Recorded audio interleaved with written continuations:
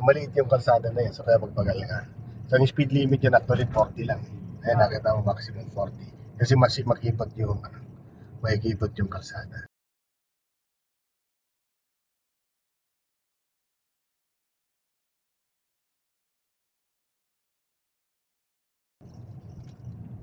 Sundan mo lang yung pagkorpadang kanan, yung buwiti sa kanan yun, lapitan. Then, gas ka lang din. Okay. Sundan nyo lang po yan. Parang na yan.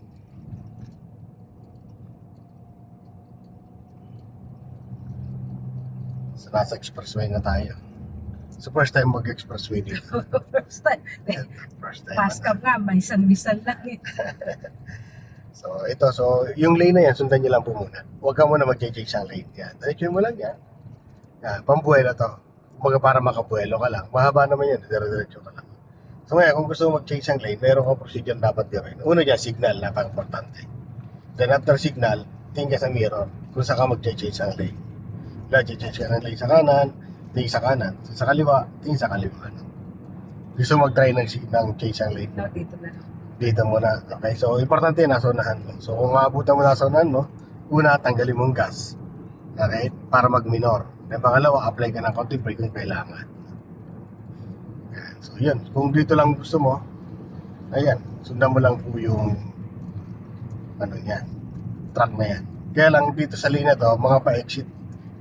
So malayo pa naman tayo, kailangan natin mag-change ang lane. So aralin din natin. Ano? So ganito, mag-signal ka ng kaliwa. Yan. Tapos, diretso ka muna, maintain mo lang yung speed mo, tapos sulyap ka lang sa kaliwa. Gaya niya, medyo malayo yan, oh. So, change ka ng lane na yan. Okay. Yan, yan. Saka ko consider mo rin, ma'am, yan, yung mga guhit. Pag nakita mong medyo solid yung guhit, ay ikaw ay di pwede mag-overtake kasi delikado yung area na yan. Lalo pag mga double solid, napaka-delikado.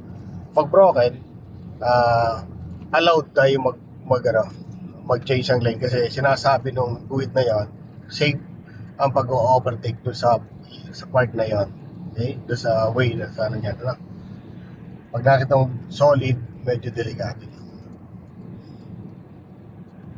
Yan, medyo crowded yung nasa unan, parang pulong-pulan. Ano? So dito pala magpapagal ka na. Ayan.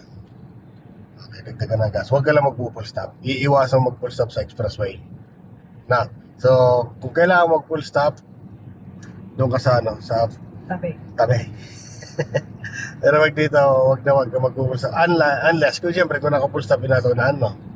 Pero kung ikaw gagawa ng full stop, wag mong gagawin. Delikado na. Sa likuran, mabibilis yan. Okay. At isa pa ako, consider mo lagi nakasunod sa'yo. Tignan mo, truck, gaya na ito. Ang lalaki yan. Yan. Pero wag ka madidistract. Focus ka lang sa unahan. Yan. Lalay ka pa sa brake. Yan. Ayan na. So, kahit yung basta na sa tamang, tamang lane ka. Na, huwag kang madidistract doon sa mga tagiliran mo. Basta nakapokus ka lang dyan.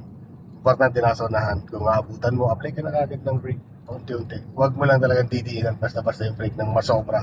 Kailangan alalay lang, alalay. Okay? Yun.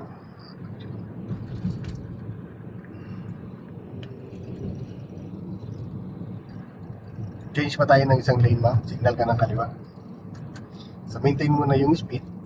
Tapos, observe mo muna yung nasa likod, malayo. So, gagawin mo dyan para maka-overtake ka. So, dagdag ka ng gas. Dagdag ka pa ng gas. Dagdag. Kasi yung takbo niya mabagal lang. Parang malapit na pero mabagal siya masyado. So, kung anong speed mo, mas mabagal pa nga siya sa'yo. Kaya pwede kang mag-change para ng lane doon. Although malapit siya, kaya pa rin na makapag-change ang lane. Kasi mabagal yung takbo niya. Kasi nakadepende yan. Kung malayo nga siya, pero sobrang bilis niya, di ka pwede mag-change ang lane, naabutan ka. Ngayon, kung nasa likod mo lang naman siya, pero napakabagal naman yung takbo niya at medyo mabilis ka, dagdag ka lang ng konti gas, dagdagan mo lang, mas mauna ka sa kanya. Para lang di ka abutan.